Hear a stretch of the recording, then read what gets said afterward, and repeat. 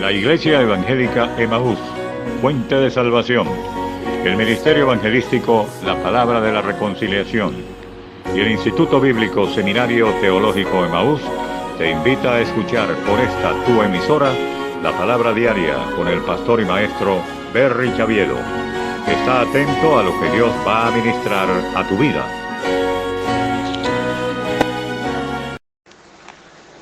Dios les bendiga, reciban un cordial saludo en el nombre de nuestro Señor y Salvador Jesucristo, de su servidor, el pastor Berry Chaviedo, que tiene el privilegio, la honra, la responsabilidad de parte de Dios de compartir la palabra diaria en el día de hoy. Gracias por encontrarse en nuestra audiencia y seguimos desarrollando el estudio del libro de Apocalipsis en su parte inicial, en el capítulo 1. Verso 1, todavía nos encontramos discerniendo lo que el Espíritu Santo tiene para nosotros allí. Dice la palabra de Dios en el nombre de nuestro Señor y Salvador Jesucristo. La revelación de Jesucristo que Dios le dio para manifestar a sus siervos las cosas que deben suceder pronto, y la declaró enviándola por medio de su ángel a su siervo Juan. Gloria sea dada al nombre del Señor. Estamos compartiendo la gran enseñanza que contiene este pasaje bíblico del comienzo del libro final de las Sagradas Escrituras, el libro que se encuentra velado para muchos, el libro al que la mayoría de los cristianos ve como muy difícil de poder comprender y extraer su correcto significado. Sin embargo, hemos dicho que es el libro que recibe el nombre también de la revelación de Jesucristo. Y hemos dicho que la revelación es importante poder entender lo que este vocablo quiere decir, porque en los días en que nos encontramos tenemos mucha incertidumbre a nuestro alrededor y dentro del mismo pueblo de Dios hay personas que pareciesen estar velados en su conocimiento. Velado es lo contrario a revelado. Velado es algo que está oculto y pareciese ser que no entendemos lo que estamos viviendo. Nuestra conducta, nuestra manera de comportarnos, pareciese indicar entonces que nos encontramos igual que como se consiguen aquellas personas que no tienen al Señor Jesucristo ni tienen el conocimiento de su palabra. Nos angustiamos, nos desesperamos, y no que eso esté mal, porque ya lo hemos dicho, son emociones que combaten en nuestros miembros, pero que sin embargo debemos aprender a sujetarlas por el dominio propio y por nuestras convicciones.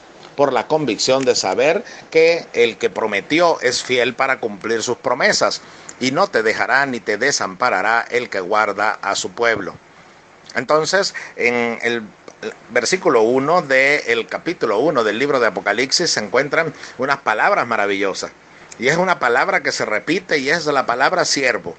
El libro está dirigido a los siervos del Señor Jesucristo y fue dada la palabra por medio de su siervo Juan para dar la revelación de las cosas que han de acontecer. Entonces podemos comprender por qué muchas personas no tienen revelación, porque la revelación está limitada, está excluida, está restringida solamente para aquellos que son siervos de Cristo. ¿Y quiénes son los siervos de Cristo? Los que están dispuestos a obedecerle. Hemos ido a un pasaje paralelo a este que se encuentra en el primer libro de Samuel, capítulos 2 y 3, donde se nos presenta una historia realmente maravillosa y asombrosa. Esa historia, cuando podemos discernirla y podemos ver detalle tras detalle, podremos entender lo que nos quiere transmitir. Se nos habla de un jovencito llamado Samuel, el cual estaba frente al arca de Dios, dormía frente al arca de Dios. Hemos hablado de las características de un verdadero siervo, porque de seguro si yo le pregunto si usted es siervo de Cristo, usted me dirá que sí. Y si usted me pregunta a mí, tal vez responda de manera afirmativa también sin titubear y decir que sí, que soy un siervo de Cristo. Pero no basta con que lo digamos. Es que las características de siervo deben estar en nosotros. Y todo aquel que no es siervo no tiene revelación. Por eso podemos entonces también comprender por qué hay personas que, a pesar de llamarse cristianos, asistir a una iglesia, haber recibido clases de formación doctrinal, haber sido bautizados en las aguas, tener X tiempo en el Señor, sin embargo, se comportan de una manera como que si no entendiesen lo que es el Evangelio. Para ellos el Evangelio es una religión. Para ellos el evangelio es simplemente una manera de creer y sin embargo sus vidas siguen siendo las mismas de siempre. Y decíamos en nuestra última palabra diaria, en nuestra última disertación, en este segmento, estábamos diciendo que cómo saldremos después de esta hora de prueba que Dios ha permitido que venga sobre el mundo entero. Dios ha prometido a su pueblo: por cuanto has guardado la palabra de mi paciencia, yo también te guardaré de la hora de prueba que ha de venir para probar a los que moran sobre la tierra, a los que habitan en ella. Entonces llegarían días en los cuales Dios probaría la tierra entera. Sacudiría los cimientos de la tierra, sacudiría el orden social, el orden político, el orden económico, sacudiría la naturaleza. Y entonces el hombre correría de acá para allá y desfallecerían los hombres por el temor y la expectación de las cosas que sobrevendrían en la tierra. Dice las Sagradas Escrituras que las potencias de los cielos serían conmovidas. Y muchas personas corren de acá para allá, están tratando de conseguir una solución y una explicación a todo lo que nos rodea. Y ese es el problema del hombre, que siempre busca explicaciones, contrario a la fe. La fe cree sin entender lo que está creyendo. Por eso es que la fe es contraria a la razón, y el que razona ve la fe como locura. Entonces, nosotros al ir a la Biblia nos encontramos con que los verdaderos siervos de Dios, esos son los que pueden entender la revelación de Dios. Lo que está oculto para otros, para ellos viene revelado el conocimiento. Por ello el Señor les decía a ustedes, a sus discípulos, les era dado conocer el misterio del reino de los cielos. Entonces muchas personas no entienden lo que estamos viviendo, simplemente están viviendo un segmento más de la historia, piensan que esto pasará y están deseando regresar a vivir sus vidas normalmente como siempre lo han hecho. Pero sin embargo, si usted realmente entiende lo que Dios revela en su palabra, usted sabrá que estamos viviendo tiempos muy peligrosos, porque son los tiempos donde la iglesia tiende a descuidarse, tiende a dormirse, porque la venida del Señor está a las puertas, pero la Biblia nos dice también que cuando Él viniese, la iglesia estaría dormida. La única diferencia es que una parte de la iglesia va a despertar. Y yo creo firmemente que todo lo que está pasando en los últimos tiempos es un despertamiento que Dios está haciendo a su pueblo, para que los que son creyentes verdaderamente sean manifiestos. Para los que son verdaderos siervos, que esos son los verdaderos creyentes, van a ser los que van a quedar de pie, porque solamente el sólido fundamento que tienen en su Señor, en saber que le pertenecen a Él, es que van a poder permanecer de pie. Y ahora ocurre que al ir al primer libro de Samuel, entonces decíamos que ahí están las características de un verdadero siervo. Están ejemplificadas en la vida de un jovencito al principio y que más tarde se va a convertir en un hombre, más tarde un anciano de gran respeto dentro del pueblo de Israel, que se llama Samuel. Él es el último de los jueces. Es el que presenta al primer rey de Israel. Es el primero que recibe el nombre de profeta oficialmente dentro de esa categoría de oficio. Es también este hombre alguien que recibe una revelación directa de Dios, porque la palabra de Dios escaseaba en aquellos días. Y es precisamente lo que está pasando ahora. Los hombres se están haciendo de cualquier cosa que lleve el nombre o se parezca a Dios, porque saben que ya las fuerzas se acabaron, porque saben que los recursos humanos se acabaron, porque saben que solo lo sobrenatural puede salvarlo. Pero ahora no es cualquier cosa sobrenatural. Estamos hablando que solamente puede socorrernos el único y verdadero Dios. Torre fuerte es el nombre de Jehová, a Él correrá el justo y será librado. Entonces, en estos tiempos en que el hombre corre de acá para allá, repito, en agonía y en desesperación, y que está buscando dónde cobijarse y dónde asirse, entonces viene la palabra de revelación. Y un verdadero siervo es nuestra palabra el día de hoy. Un verdadero siervo aprende de su Señor. Por el estudio de este libro de Samuel, al que le invito a que lo lea y lo escudriñe, entonces nos damos cuenta de algo bien peculiar. Hemos venido analizando algunas cosas que allá aparecen, Pero hoy quiero llamar su atención de algo muy especial que allí se encuentra. Y esa palabra especial no es retórica, es que realmente es algo especial. Se nos dice que el joven Samuel, el jovencito, era un niño, estaba ministrando delante del sumo sacerdote Elí. Dice el verso 11 del primer libro de Samuel capítulo 2, y Elcana se volvió a su casa en Ramá, y el niño ministraba a Jehová delante del sacerdote Elí. Dice luego el verso 18 y 19, y el joven Samuel ministraba en la presencia de Jehová, vestido de un efod de lino, y le hacía a su madre una túnica pequeña, y se la traía cada año cuando subía con su marido, para ofrecer el sacrificio acostumbrado. Quiero llamar mucho su atención en este versículo, porque siempre decimos que no está nada en la Escritura que sobre ni nada que falte. Toda la palabra que allí se encuentra tiene un significado. Y acá se nos está diciendo que el niño tenía una pequeña túnica, y esa túnica, que era de acuerdo a su tamaño, era pequeña. Su madre cada año cuando venía le traía una de acuerdo a su tamaño. Y sabe que ese versículo siempre me ha llamado la atención. Y cuando usted me preguntará, ¿y por qué llama su atención? ¿Qué hay allí? ¿No vemos gran cosa? No, hay una gran cosa. Y es que ese niño, que había sido apartado a Dios desde antes de nacer, porque su madre lo había pedido a Dios antes de nacer, porque ella era estéril y había dicho que si el Señor le concedía un hijo, entonces ella lo consagraría a él todos los días de su vida. Ahora Dios le da a este niño.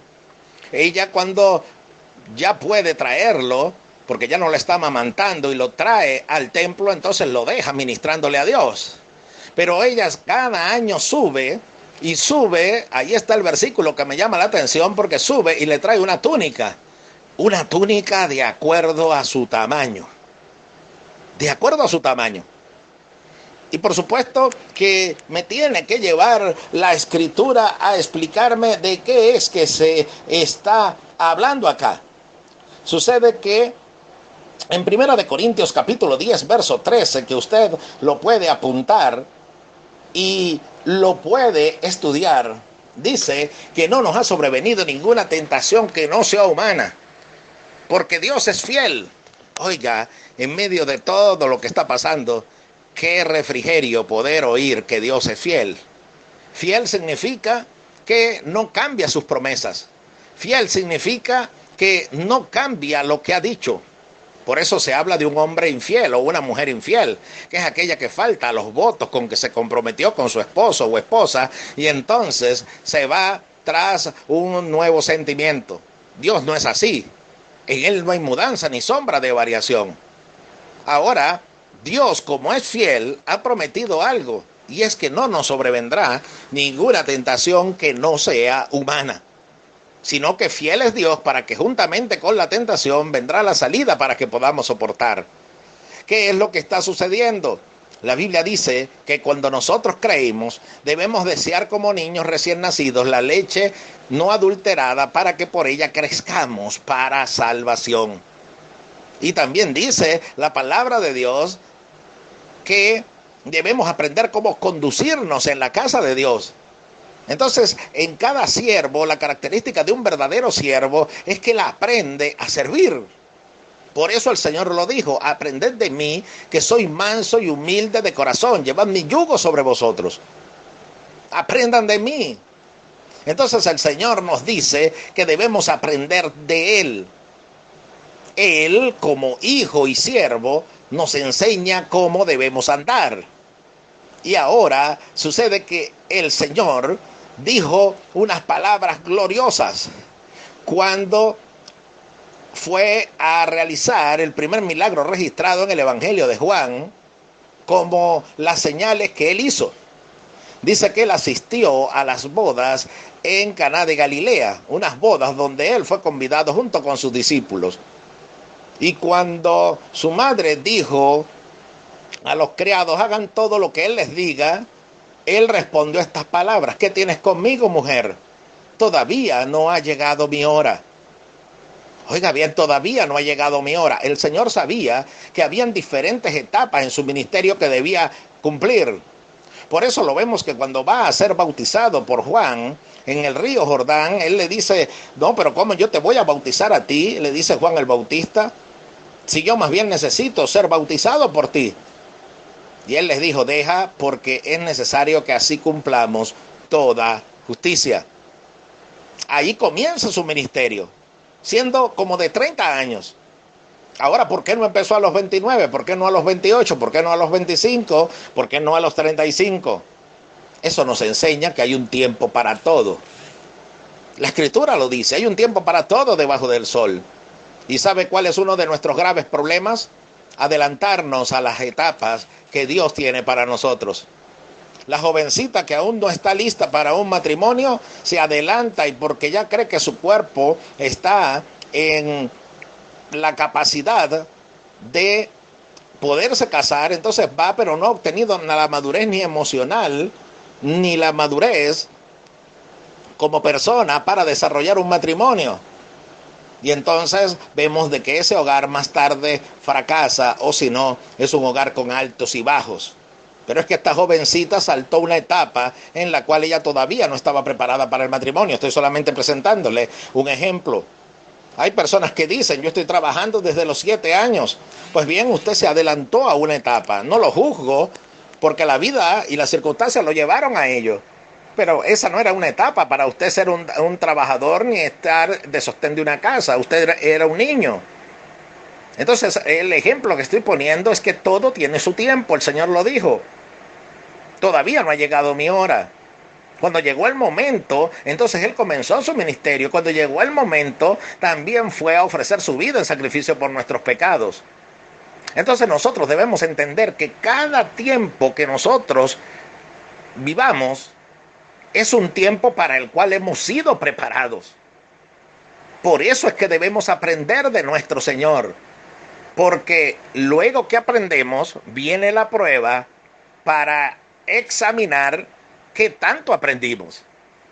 Usted puede predicar mucho, puede enseñar mucho, puede aconsejar mucho, pero llega el momento en el cual Dios prueba si usted es tan buen alumno como es maestro, si usted es tan buen discípulo como usted enseña.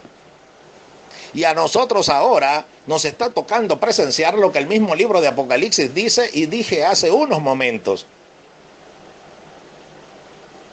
Como has guardado la palabra de mi paciencia, yo también te guardaré de la hora de prueba que ha de venir sobre la faz de la tierra para probar a los que moran y a los que habitan en ella.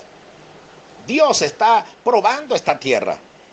Sea que usted, si no tiene revelación, me va a decir que no, que es esto, que es aquello, y va a sacar 1000 conjeturas y yo no voy a entrar en una discusión con usted, porque en la sabiduría humana usted no me va a entender.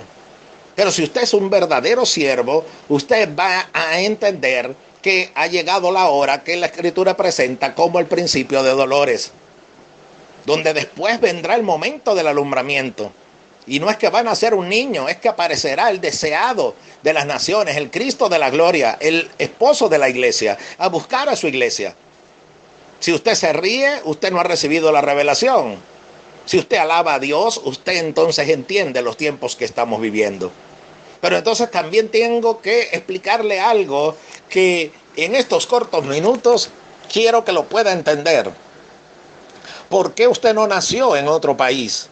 ¿Por qué usted nació en el país donde usted se encuentra ahora? ¿Por qué usted nació aquí en este país? ¿Por qué nació en esta época? ¿Por qué no nació en la época de la Reforma cuando Martín Lutero? ¿Por qué no nació en el siglo del despertamiento de la iglesia y conoció a grandes predicadores como John Wesley y como otros? ¿Por qué no nació en la época en que nació y desarrolló su ministerio Carlos Spurgeon? Para que usted pudiese entonces nutrirse oyendo al conocido como el príncipe de los predicadores. ¿Por qué ni siquiera nació en una época en que de seguro usted desearía haber nacido, que era la época en la cual el Señor Jesucristo estaba desarrollando su ministerio terrenal? No nació en ninguna de esas épocas. Nació ahora y está vivo en este año. ¿Usted sabe por qué? Porque ya usted ha llevado a cabo un aprendizaje de su Señor como siervo, para que usted ahora como siervo de Él pueda ejecutar lo que el Señor espera que usted haga en este tiempo. A Dios le plació que en el final de los tiempos usted estuviera presente y yo estuviese presente.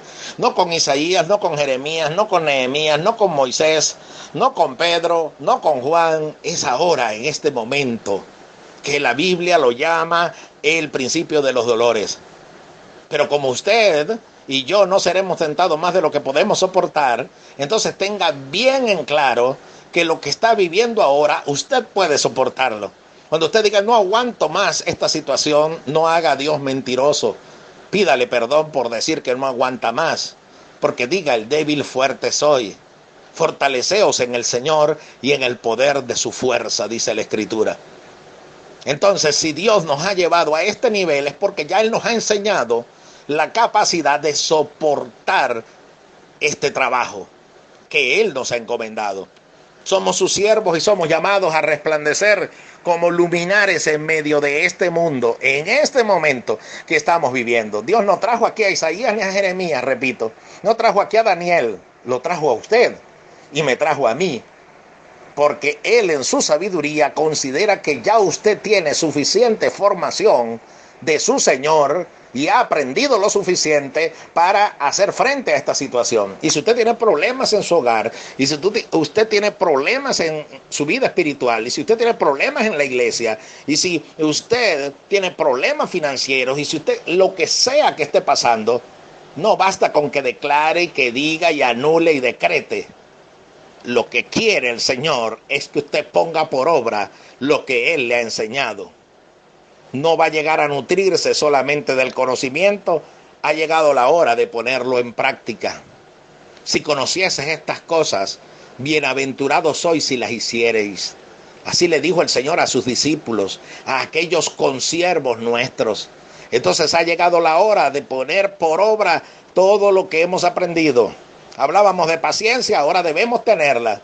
Hablamos de fortaleza en medio de la prueba y no negar al Señor, ahora tenemos que hacerlo.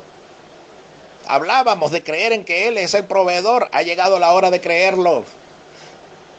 Habíamos nosotros hablado y dicho que Él es nuestro sanador, ahora ha llegado la hora de creer que si no hay la enfermedad y no hay el suministro, en vez de ponerse frustrado y culpar por quién el suministro no está, por quién la medicina no está, es que usted crea que Dios le va a proveer o la medicina o Él lo va a sustentar.